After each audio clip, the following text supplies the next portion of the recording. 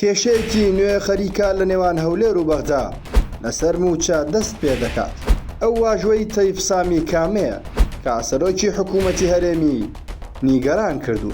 ئەگەر چی لە ئەڕواڵەدا کێشەی دابەشکردنی موچەی موچەخۆرانی هەرێم بەهۆی بڕیارەکەی دادگای فیدراڵی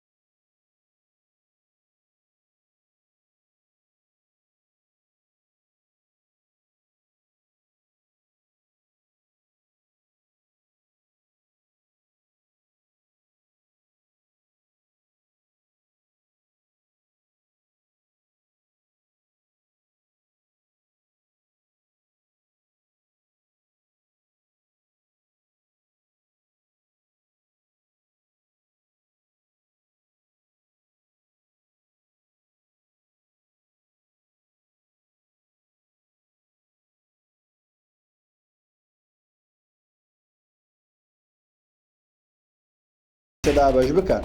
ئەگەرچی حکوومەتی عێراق جەخت لەوە دەکاتەوە بە پێی بڕیاری دادگای فیدراڵی تەنها بانکە حکوومیە فیدراڵەکان بەرپرسن لە دابەشکردنی موچە بۆ ئەوەی تووشی کێشە نەبنەوە.